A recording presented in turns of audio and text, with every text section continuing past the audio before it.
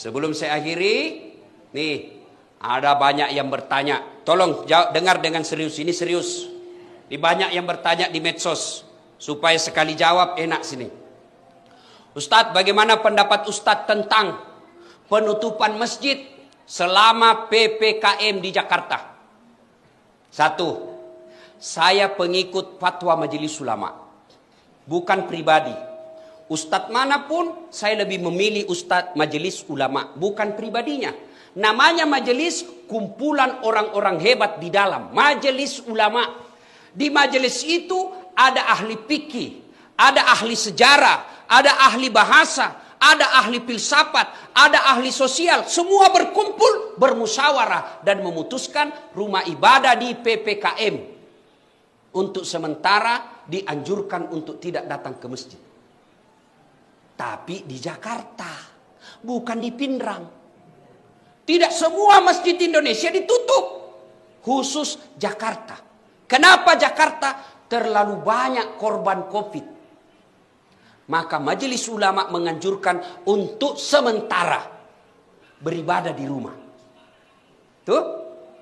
Yang kedua, berkait ini. Bertanya, kenapa masjid ditutup, pasar dibuka?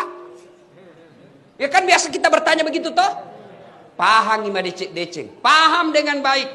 Semua fungsi-fungsi masjid boleh dipindahkan dan dilakukan di rumah. Saya ulang. Semua fungsi-fungsi masjid boleh dipindah ke rumah dan dilaksanakan di rumah. Apa maksudnya? Sholat berjamaah boleh di rumah. Berdoa boleh di rumah. Ngaji boleh di rumah. Zikir boleh di rumah. Tapi fungsi-fungsi pasar tidak bisa kau pindahkan ke rumah. Mau beli beras, tidak ada beras, beli kau di rumahmu. Cocok kok pak, belum berat kok. Habis gas, mau masak kebutuhan pokok, tidak ada. Kalau tutup semua, di mana ki beli? Dan tidak semua juga pasar dibuka, hanya pasar-pasar tertentu.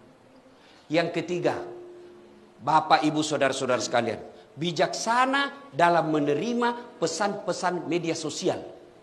Karena ada pesan media sosial yang sentimen memang di-share saja yang benci-benci. Habis energi, habis tenaga hanya untuk berdebat.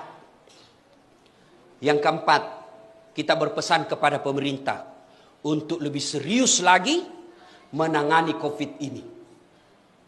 Yang kelima, kepada saudara-saudara kami para pengusaha, kepada saudara-saudara kami para pengusaha, terutama mereka yang bergerak di bisnis alat kesehatan, tolong jangan jadikan COVID ini, jangan jadikan wabah ini sebagai ladang bisnis. Kami tidak pernah marah kalau kau bisnis ladang sawit. Kami ikhlas kamu berbisnis tambang. Tapi tolong jangan jadikan COVID ini sebagai ladang bisnis di antara kalian.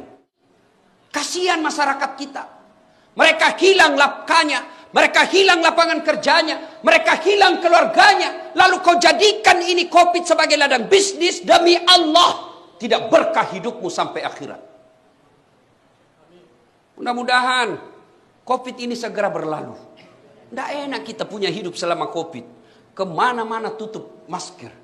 Kemana-mana kita selalu stres. Sampai di rumah ada juga lebih menakutkan lagi. Mak jaluk mataru benewe. Melok ki mewe. Dek na lemu nyawa tak pak. Masih sakit ko lapangangi. Masih kasih ko kantor. Ilat tu sikit bene tak pena.